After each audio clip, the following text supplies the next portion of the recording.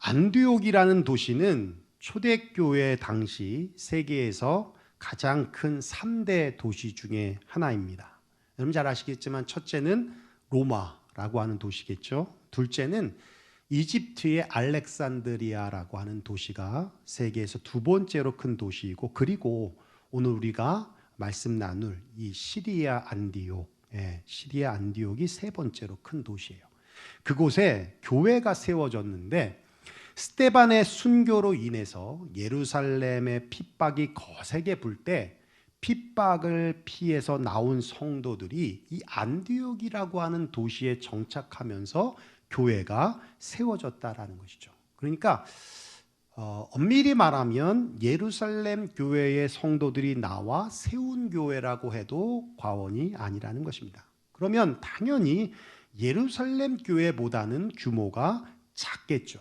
그런데 이 규모가 작은 안디옥 교회에서 사도행전을 보면 예루살렘 교회 다음으로 복음의 흐름을 이끄는 교회가 되었다라는 거예요. 사도행전의 흐름을 보면 여러분 잘 아시겠지만 1장부터 7장까지는 성령의 강림을 통해서 교회가 시작됩니다.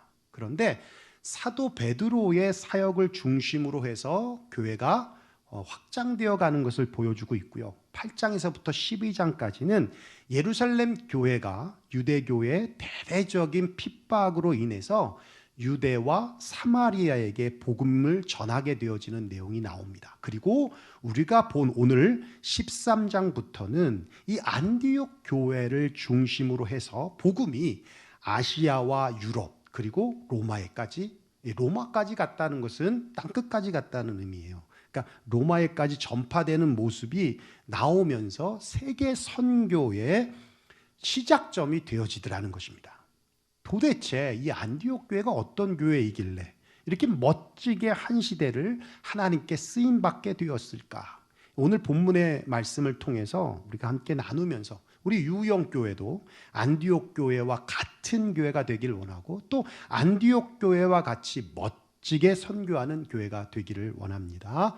이 첫 번째로 안디옥 교회는 담이 없는 교회였어요. 담이 없는 교회. 우리 1절 한번 여러분이 다시 한번 읽어볼까요? 시작. 교사들이 있으니 곧 바나바와 니게르라 하는 시므온과 구레네 사람 루기오와 분봉왕 헤롯의 젖동생 마나엔과 및 사울이라. 그렇습니다. 안디옥 교회의 지도자들을 말씀해주고 있는데요. 미국과 같이 아주 다양한 인종과 계층의 지도자들이 어울려 섬기고 있다는 것을 의미해주고 있어요. 여러분, 바나바는 여러분들이 잘 아시겠지만 바울을 세운 사람이기도 하고 레위 지파 혈통의 전통 유대인입니다. 그리고 여러분, 시므온 앞에 뭐라고 수식어가 있어요? 니게르라 하는, 그러죠? 니게르라라는 말에서 니그로라는 말이 나왔어요. 니그로가 뭐예요? 흑인이잖아요. 흑인. 그러니까 이 시므온이라는 사람은 흑인이었다는 거예요. 그런데 이름은 또 유대식 이름을 갖고 있어요. 그러니까 흑인이었던 사람이 유대교로 전향을 하고 개종을 하고 또 그리스도교로 개종을 했다는 것을 알 수 있다는 거예요. 그러니까 흑인이었다는 것이죠. 구레네 사람 루기오라는 말은요 라틴식 표현이거든요. 그러니까 이탈리아계의 계통의 사람이라는 것을 알 수 있고, 여기 분봉한 젖동생 마나엔이라는 사람은요, 젖동생이라는 말이 배다른 아들, 배다른 이복 자식이라는 그 의미가 아니라 누구와 함께 양육받았다라는 뜻이거든요. 그러니까 궁중에서 왕의 아들과 함께 교육받은 친구라는 뜻입니다. 그러니까 누구예요? 귀족 출신이라는 것을 알 수 있어요. 그리고 여기 사울은 누굴 말해요?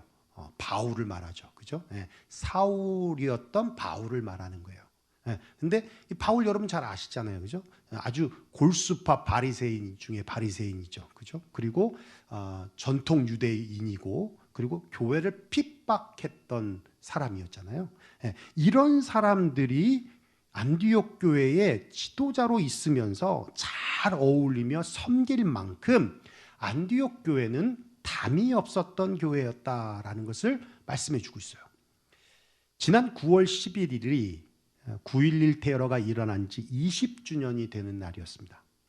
20년 전에 발생한 이 사건은 이라크의 붕괴와 또 사담 후세인의 처형, 알카에다의 수장인 오사마 빈라덴을 사살하며 아프가니스탄을 미군이 장악하고 있던 탈레반 무장 세력을 몰아내는 성과를 냈지만 탈레반 정권은 마치 바퀴벌레처럼 사라지지 않고 그들이 말한 대로 미국은 시계가 있지만 우리에게는 시간이 있다라고 하면서 지난 20년간 끊임없이 게릴라전을 통해서 미군에게 저항하며 적지 않은 피해를 주었습니다. 지난 20년간 미국이 아프간에 쏟아부은 원조액은 무려 2조 2,600억 달러라고 하는데요. 하나로 따지면 2조 2,600조 원. 여러분 한국의 1년, 한국이라는 나라가 1년 예산안이 얼마인지 아세요? 600조예요. 600조. 근데 2,600조라면 4년 반 정도의 예산이에요. 이 말은 뭐냐면 내가 4년 반 동안 아무 일도 안 하고 놀고 있는데 누가 나한테 생활비를 준 거예요. 그러니까 어마어마한 양이라는 얘기죠. 미 국방성 발표에 의하면 지난 20년간 아프간에서의 미군이 2,443명이 죽었고 부상자는 무려 2만 명이 넘는다라고 합니다. 얼마 전 미군의 철수로 20년 만에 탈레반의 복귀로 끝을 맺게 되었지만 아프가니스탄의 전쟁은 수많은 사상자와 난민을 만들어낸 비극적인 전쟁으로 역사에 기록되는 가슴 아픈 기억이 되었습니다. 테러와의 전쟁을 치른 미국만이 아니라 자유와 민주주의를 부르짖은 자스민 시민혁명, 또 같은 민족끼리 권력과 이익 다툼으로 발생하는 내전에 이르기까지 세계 도처에는 과학과 문명의 발전으로 만들어진 대량 살상용 무기를 가지고 전쟁을 벌이고 있는데요. 왜 이런 전쟁이 벌어지고 있는지 여러분 아십니까? 개인과 가정과 국가가 쌓은 담 때문이라는 거예요. 담 때문이라는 거예요. 여러분 특별히 남자들은 학교를 다닐 때 담치기를 안 해본 사람들이 없을 줄로 아는데 담치기 전문 용어로 뭐예요? 월담이라고 하죠. 월담. 이 원론적으로 담이란 행정적으로 정해진 어떤 경계선에서 물리적으로 그리고 시각적으로 확인하기 위하여 쌓아놓은 것을 말합니다. 이러한 담이 가지는 역할은 다양한데요. 경계를 나타내기 위한 담이 있습니다. 동독과 서독의 장벽 같은 거, 그죠? 그리고 남과 북의 철조망 같은 거, 이런 것들이 경계를 나타내기 위한 담이겠죠. 또 외부의 악한 세력으로부터 자신을 보호하기 위한 담. 예를 들면 뭐 만리장성이나 또 여러분 가정집 보면 지금은 없어요. 예전에는 가정집에 철조망으로 막 둘려져 있잖아요. 그림 보시면 병조각으로 이런 담들. 예. 그리고 감옥과 같이 밖에 나가지 못하게 하기 위한 담들도 있습니다. 이러한 담들은 다 보여지는 담이지만 눈으로 볼 수 없는 담 또한 있는데요. 그게 이념의 담, 그죠? 그리고 인종의 담, 그리고 세대 간의 담, 그죠? 네. 그리고 불신의 담, 미움의 담, 시기, 질투의 담. 이렇게 가정과 개인과 국가가 담을 쌓고 살아가고 있다는 거예요. 그렇다면 이렇게 인간들이 쌓은 담은 도대체 어떻게 시작되어진 것인가? 성경은 죄 때문이라고 아주 단호하게 말씀해 주고 있습니다. 여러분, 담의 기원은요, 아담과 하와로부터 거슬러 올라가는데요. 여러분도 잘 아시겠지만 에덴 동산에는 담이 없습니다. 그런데 선악과 나무를 먹지 말라는 말씀에 불순종으로 인하여 그들에게 죄가 들어오게 되어지고 그 결과로 인하여 그들은 에덴에서 쫓겨났습니다. 다시 그들이 에덴을 찾아 들어가지 못하도록 하나님이 천사와 화영검으로 그 입구를 막았다라고 그랬어요. 이게 뭐예요? 불담이에요. 불담. 최초로 만들어진 게 불담이에요. 에덴 동산을 못 들어가게 하기 위해서. 그 죄는 하나님과 사람 사이를 갈라놓는 담이 되었고, 사람과 사람 사이를 갈라놓는 결정적인 요인이 되었습니다. 그 결과 인간은 심판과 저주의 삶을 살게 되었고, 이렇게 전쟁이 끊이지 않는 악과 공존하는 고통의 삶을 살게 되었다라는 거예요. 그런데 이 죄의 담을 누가 허셨어요? 바로 예수 그리스도, 예수님께서 십자가의 죽으심을 통해서 이 죄의 담을 헐어버리셨다는 거예요. 에베소 2장 14절에 분명히 말씀하고 있는데요. 여러분의 목소리를 한번 읽어볼까요? 시작. 그는 우리의 화평이신지라 둘로 하나를 만드사 원수된 것 곧 중간에 막힌 담을 자기 육체로 하시고. 그렇습니다. 예수님의 십자가로 하나님과 인간 사이에 있던 죄의 담을 허물어 버리셨다. 율법으로 의로워질 수 있다고 하면서 율법으로 끊임없이 정죄를 통해 죄책감의 담을 쌓게 하던 이 율법의 담을 허셔버렸다. 선택된 유대인만이 구원받을 수 있다는 잘못된 이 선민사상으로 만들어진 인종의 담을 허시면서 누구든지 주의 이름을 부르는 자는 구원을 받을 수 있다는 구원의 문을 활짝 여셨다는 거예요. 그렇게 세워진 곳이 바로 교회라는 겁니다. 교회는 안디옥 교회와 같이 인종의 담이 있어서도 안 되고 계층의 담이 있어서도 안 되며 이념적인 진보냐 보수냐 하며 그런 정치적인 이념적인 담이 있어서도 안 되는 것입니다. 또한 세대적인 담이 있어서도 안 되는 거예요. 제가 고등학교 2학년 때 처음 교회를 갔을 때 너무 은혜도 모를 때죠. 하나님도 모를 때 교회를 통해서 감동받은 게 뭐냐면, 내가 첫날 갔는데 다음에 몇 주 지난 다음에 갔는데도 목사님이 내 이름을 알고 있다는 거예요. 감동이 안 되세요? 여러분이 이름이 아니라 감동이 안 되는구나. 여러분, 학교 가면 담임 선생님이 1년 동안 같이 있음에도 불구하고 내 이름을 모릅니다. 응? 내 이름은 28번이에요.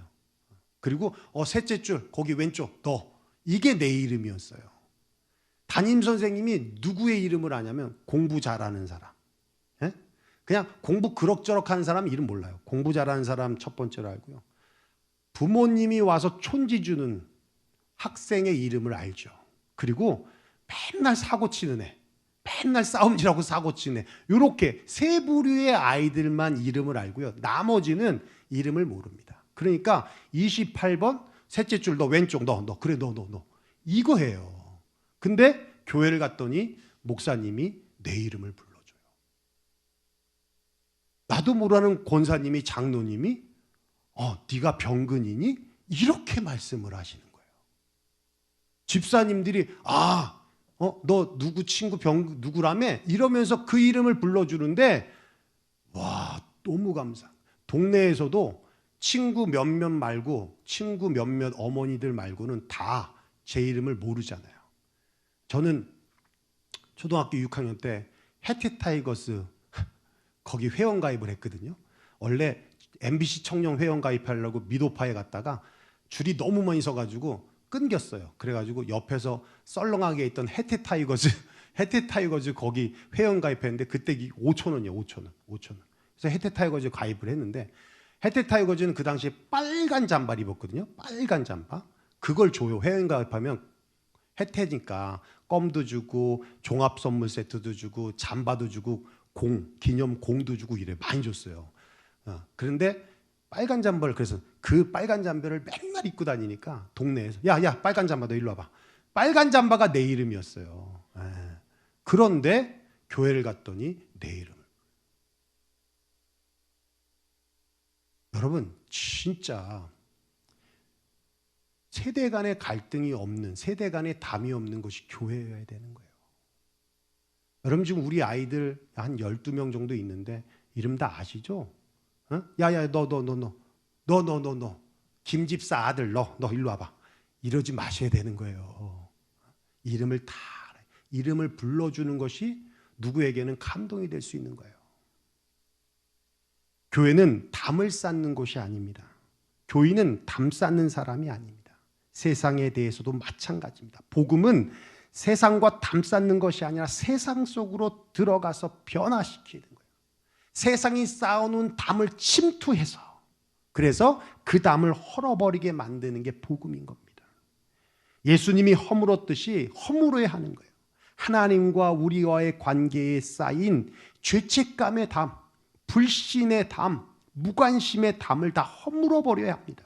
뿐만 아니라 사람과 사람 사이에 쌓은 미움의 담, 질투의 담, 시기의 담, 이 욕심의 담들, 부부간에 쌓였던 그런 서운함의 담들, 이런 담들을 다 허물어 버리는 게 교회가 하는 일이고 교인들이 해야 되는 역할이라는 거예요. 안디옥 교회는 담이 없던 교회였습니다. 그리고 그 교회를 하나님께서 기뻐하셔서 세계 선교에 사용하시는 그런 교회가 되었다라는 것입니다. 사랑하는 성도 여러분, 우리 유영교회도 담 없는 교회가 되기를 원합니다. 또 담 없는 교회가 되어서 서로 간에 정말 사랑이 오고 갈 수 있는 그런 교회가 되기를 주의 이름으로 축원합니다. 두 번째는 안디옥 교회는 사람을 키우는 교회예요. 우리 2절과 3절 한번 읽어볼까요? 시작. 주를 섬겨 금식할 때 성령이 이르시되 내가 불러 시키는 일을 위하여 바나바와 사울을 따로 세우라 하시니 이에 금식하며 기도하고 두 사람에게 안수하여 보내니라. 예, 안디옥 교회에서 바나바와 사울이었던 바울을 선교사로 파송을 합니다. 그런데 바나바는 안디옥 교회의 담임 목사격이었어요. 담임 목사를 파송한다? 예, 여러분 어떻게 교회를 놓고 갈 수 있을까요? 제가 가는 게 좋겠어요? 그러려고 그렇게 생각하는 분도 계시는 것 같으네. 예, 어떻게 담임 목사가 교회를 놓고 선교지로 파송이 되냐고요. 여러분 시므온과 루기오와 마나엔이 있었기 때문이라는 거예요. 주님의 일꾼들 곧 인재가 양성되어졌기 때문이라는 겁니다. 이 사람들은 안디옥 교회가 설립될 때 있었던 사람들이 아닙니다. 그런데 안디옥 교회에 와서 담임 목사님의 빈자리를 채울 수 있을 만큼 믿음이 신실하게 성장하고 성숙되어진 사람들이라는 거예요. 교회는 이렇게 인재를 양성하는 교회가 되어야 합니다. 선교는 건물이 하는 게 아니라 사람이 하는 것입니다. 지금 우리까지 복음이 흘러들어오게 되었던 것은 예수님께서 공생의 3년 동안 사람, 제자를 키우셨기 때문입니다.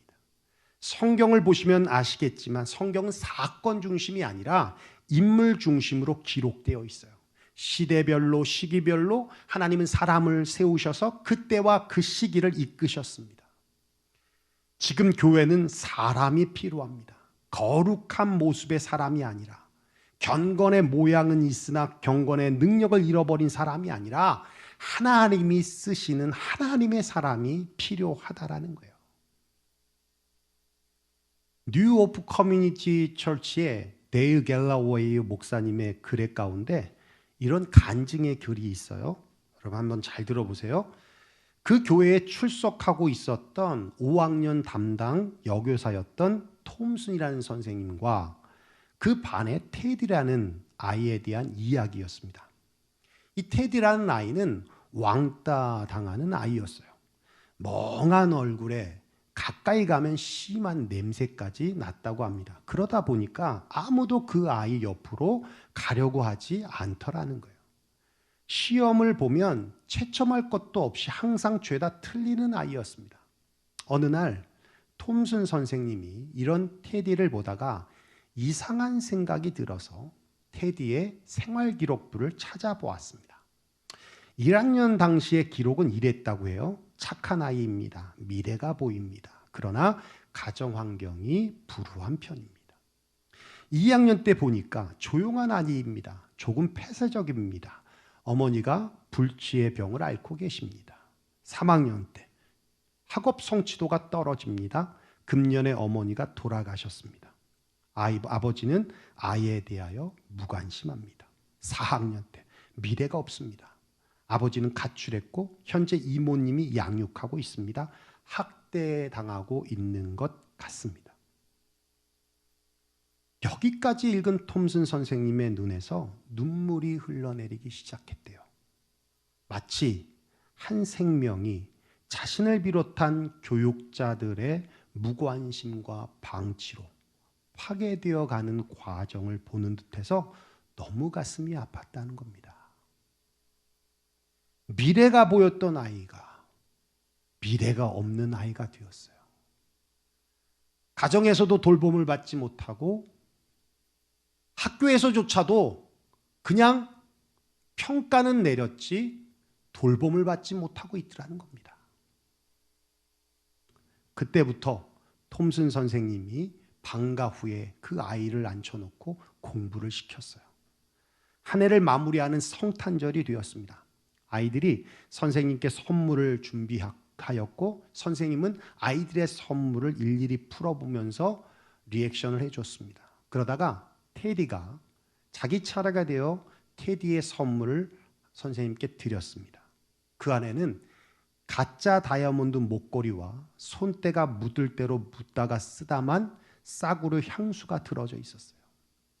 가짜 목걸이는 알까지도 여러 개 떨어져 나간 아주 형편없는 상태였고 향수는 거의 다 쓰여진 상태였습니다.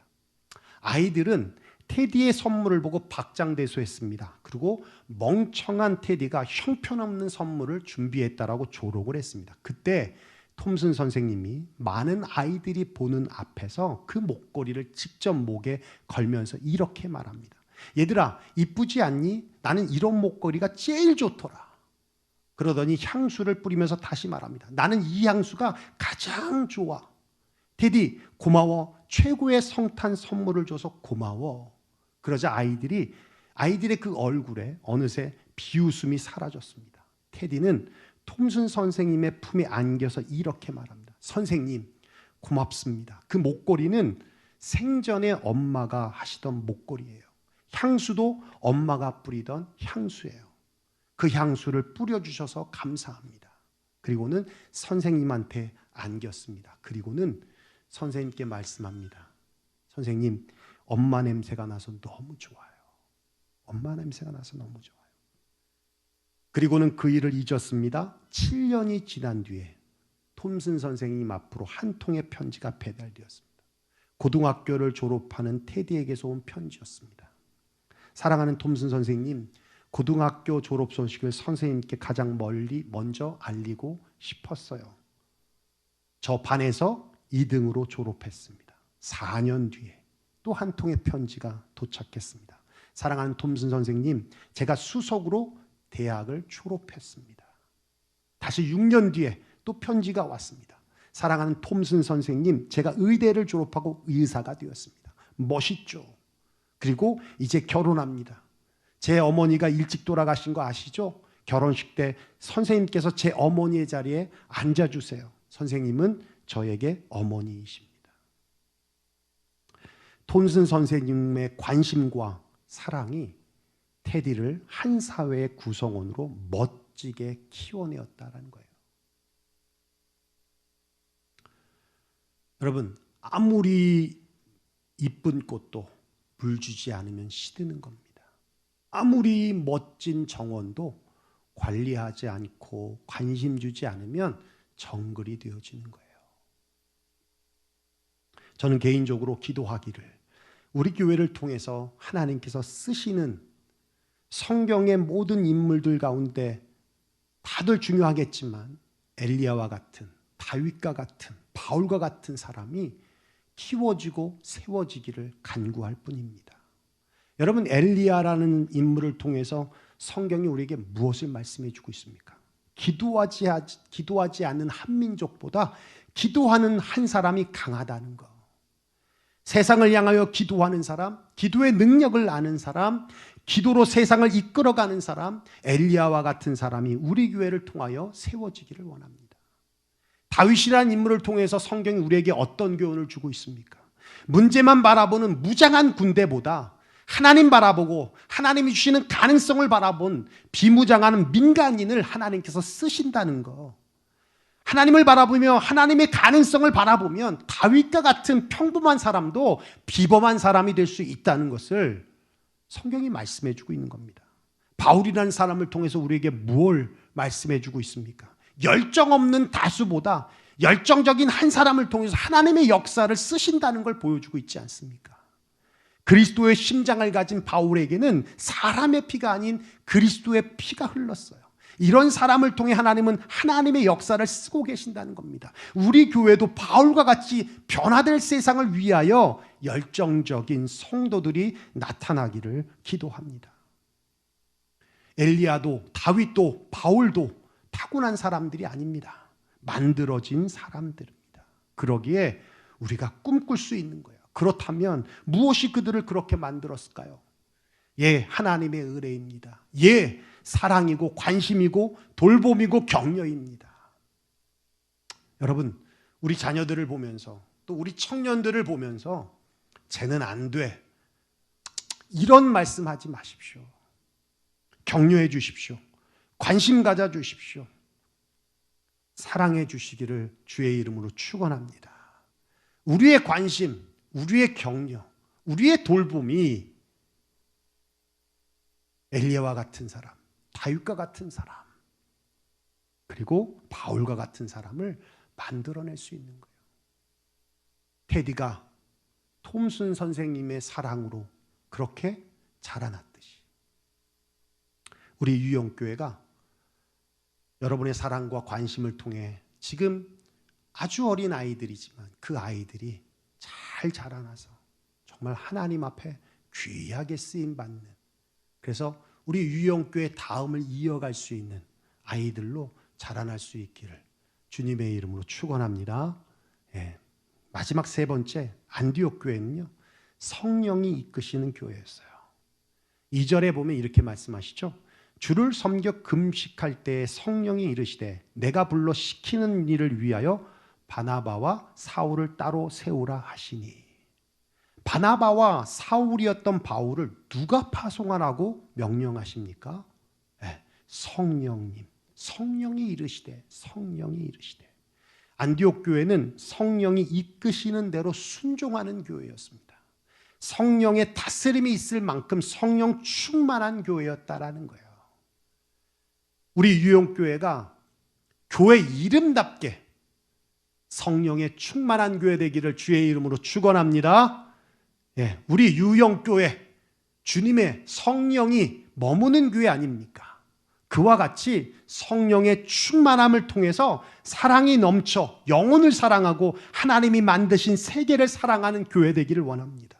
성령 충만함을 통해 희락이 넘쳐서 기쁨이 가득한 교회 되기를 원하고, 성령이 충만해서 평화가 가득해서 피스메이커 교회가 되기를 원합니다.